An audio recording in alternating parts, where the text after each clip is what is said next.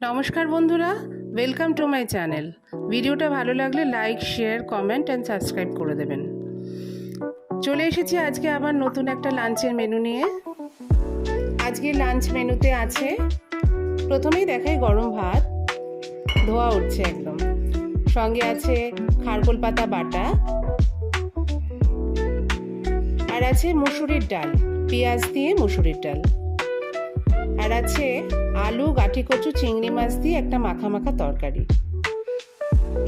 আর আছে ইলিশ মাছ বেগুন দিয়ে, কালো জিরে কাঁচা লঙ্কা দিয়ে পাতলা ঝোল। কাঁচা ইলিশ মাছটা রান্না করেছি, আর এটা তো কালকের কাতলা মাছের রসা এক পিস রয়ে গেছে। এটা শশা স্যালাডে, আর এখানে আছে আমার ছোট ছেলে আমার পোষ্যের খাবার, আর আছে চাটনি, আমের চাটনি, আমার খেজুর দিয়ে চাটনি। আজকে এইটুকুনি রান্না করেছি, তার কারণ আর কিছু ছিল না ফ্রিজে। আজকে এক প্রকার ফ্রিজ খালি করলাম, ফ্রিজে যেটুকুনি মাছ ছিল, সবজি ছিল, সব রান্না করে ফেললাম। এবার আবার ভাতটা বেড়ে নিচ্ছি।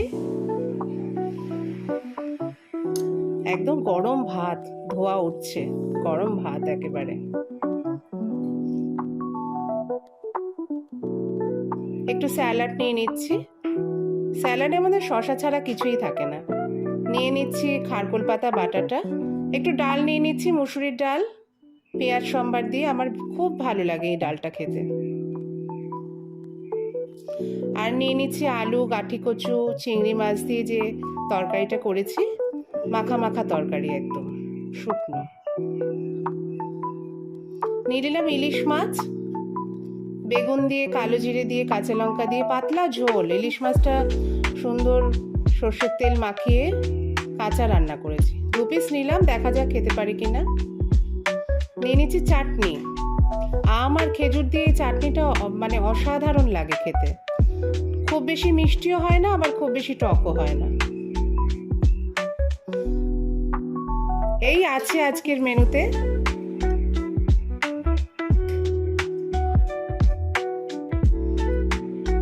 তোমরা কমেন্টে জানিও আমার রান্না কার কার ভালো লাগছে। আজকের মতো এইটুকুনি, ফিরে আসবো আবার নেক্সট ভিডিও নিয়ে। ভিডিওটা ভালো লাগলে লাইক, শেয়ার, কমেন্ট, সাবস্ক্রাইব করে দিও। আবারও বললাম।